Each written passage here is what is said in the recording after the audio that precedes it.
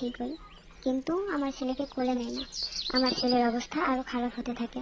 আমি আর কোনো কিছু না ভেবেই কান্না করতে করতে গাড়িতে উঠে বসি।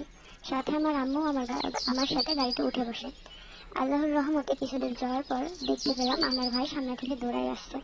নিজের ভাগ্নের ওই অবস্থা দেখে খুব দ্রুত আমার ভাই আমার কোল থেকে তার ভাগ্নিকে নিয়ে ভ্যান গাড়িতে উঠে বসে। তারপরে কাছাকাছি কোনো এক বাজারে ডাক্তারের কাছে নিয়ে যাওয়া হয় আমার ছেলেকে, কিন্তু তাতে কোনো লাভ হয় না। ডক্টরের চেম্বার থেকে ইমার্জেন্সি হসপিটালে নেওয়ার কথা বলে। আমরা তখনই আমার চাঁদের টুকরো ছেলেকে নিয়ে হসপিটালের উদ্দেশ্যে রওনা করি। তখন আমি, আমার ভাই, আমার মা কারো পায়েই কোনো স্যান্ডেল বা জুতা ছিল না। আমাদের কারো কাছে কোনো টাকা ছিল না। আমার ভাইয়ের শরীরে জামা পর্যন্ত ছিল না। আল্লাহ তাআলার অশেষ রহমতে হসপিটালে নেওয়ার পর আমার ছেলেটা স্বাভাবিক হয়। এখন আল্লাহ তাআলার রহমতে আমার ছেলে সম্পূর্ণ সুস্থ আছে।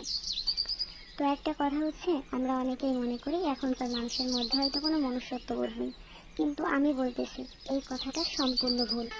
কারণ আমি দেখেছি যেদিন আমার ছেলের ওই অবস্থা হয় তখন শুধু আমি বা আমার পরিবার না, রাস্তার অপরিচিত মানুষগুলো পর্যন্ত কষ্ট পেয়েছে। আমাদেরকে তারা অনেক সাহায্য করেছে। কেউ কেউ রাস্তা থেকে গাড়ির জ্যাম সরিয়ে আমাদেরকে আগে যাওয়ার পথ করে দিয়েছে। কেউ কেউ আমার ছেলের জন্য অনেক দোয়া করেছে। কেউ কেউ ব্যস্ত ছিল আমার ছেলের মাথায় পানি দেওয়াতে। আবার কেউ কেউ আমাকে মা বলে সান্ত্বনা দিচ্ছে যে মা, তুমি তো চিন্তা করো না, তোমার ছেলের কিচ্ছু হবে না। এবং টাকার জোগাড়টাও বাজার থেকেই হয়ে যায়। টাকাটা দিয়েছিল আমাদের গ্রামের দুইজন প্রতিবেশী। ঘটনা 2, আমরা যে ভ্যান গাড়িতে করে আমার ছেলেকে নিয়ে ডাক্তারের চেম্বার থেকে শুরু করে হসপিটাল পর্যন্ত গিয়েছিলাম, সেই ভ্যান চালক ও ছিলেন যথেষ্ট ভালো। তিনি শুরু থেকে বাড়ি ফেরা পর্যন্ত আমাদের সাথে ছিলেন। তার সাথে তেমন কোনো কথা না হলেও বাড়ি ফেরার সময় তার সাথে একটু একটু কথা হয়। তার প্রতিটা কথাই ছিল আমার ছেলের জন্য অনেক স্নেহ, এবং তার প্রতিটা কথার মধ্যে আমি শুনেছি তার স্ত্রীর প্রশংসা। তার প্রতিটা কথার মধ্যে ছিল তার স্ত্রীর প্রতি সম্মান ও ভালোবাসা। শুধু তাই নয়, হসপিটাল থেকে বাড়ি ফিরে অনেক রাত হয়ে যায়, যার কারণে শুধুমাত্র হসপিটাল থেকে বাড়ি ফেরার যে রাস্তাটুকু, সেই ভ্যান চালকের স্ত্রী তাকে 2 বার কল করেছে, এবং সেই ভ্যান চালকটি বিরক্ত না হয়ে তার স্ত্রীর সঙ্গে হাসি মুখে কথা বলেছে।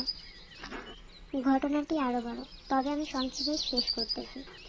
আমি আমার এই জীবনের ভয়ঙ্কর অভিজ্ঞতা থেকে, এই ছোট্ট গল্পটা থেকে 2টা বিষয় শিখলাম। 1 নম্বর হচ্ছে, অবশ্যই আল্লাহ তাআলা উত্তম পরিকল্পনা করে। আর 2 নম্বর বিষয়টা হচ্ছে, একটা মেয়ের সুখে থাকার জন্য দামি গহনা, টাকা পয়সা এসব কোনো কিছুরই প্রয়োজন হয় না। তেমন প্রয়োজন হয় একটা বিশ্বস্ত হাত, মানে একজন নেককার, দিনদার, একজন বুঝবান এবং কেয়ারিং হাজবেন্ড। এটা ছিল একটা আপুর জীবনের বাস্তব